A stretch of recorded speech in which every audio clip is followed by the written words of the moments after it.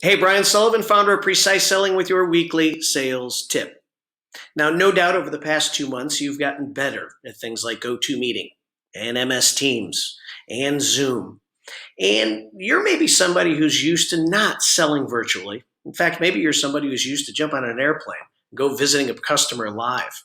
So now more than ever, you are forced to become great at virtual presentations. But I would say even this, we have to get better at picking up the phone and talking live to some of these people who we spoke to either virtually or maybe we just found them on LinkedIn as a great prospect and we had to, dare I say, cold call them. You see, now more than ever, we actually have to become good at cold prospecting. And while it won't be totally cold because we have research tools like LinkedIn, we have to know exactly what's going to come out of our mouth when we pick up the phone. So, one thing we like to say at Precise Selling is something casual.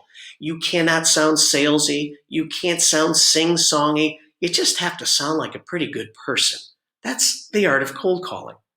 But you need to know what you're going to say. So something we like to teach our students is something casual like this. It might say, hey, hello, I was wondering if you can help me. I'm trying to connect with the person responsible for sales training. Can you point me in the right direction? Now, we know this, the gatekeeper. Their one job is to block the salesperson. But these keywords of, hey, I was hoping you could help me, first of all, do a wonderful job of bringing the walls down. It's hard to be a jerk when you use words like, hey, I was hoping you can help me, and your tone matches that you need help. But it doesn't mean she or he is not going to say, well, what's this pertaining to?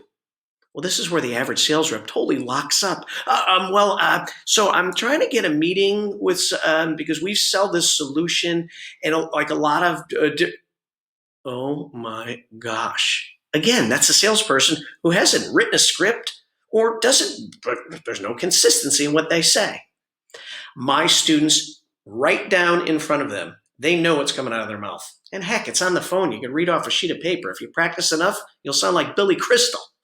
It will sound like this. Hey, the reason for the call is that we help businesses to decrease their utility bills and improve the appearance of their buildings by helping them repair or replace aging and faulty windows. And then we stop.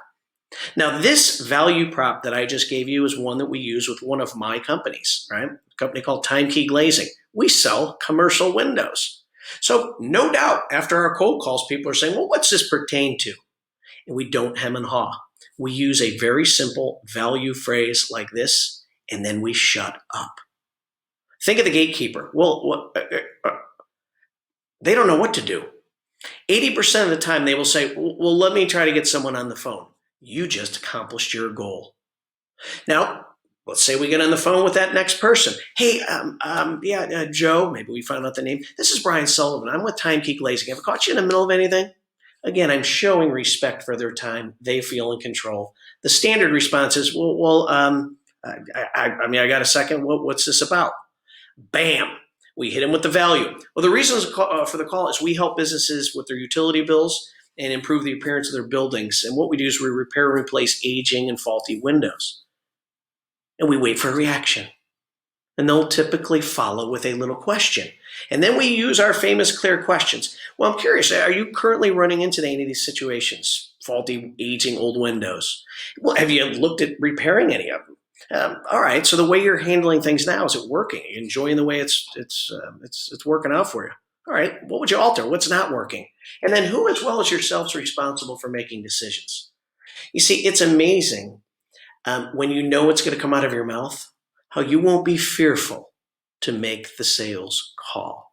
So virtual selling might be one thing, but the good old communication of a phone call will never go away. And the question is, are you going to be great at it? Well, you will only be great at it if you know what you're going to say. So if you want more information, we've got some great scripting tools with some of my sales training partners. We can help your cause. If not, you can just wait till next week for yet another precise selling tip. Have a great week.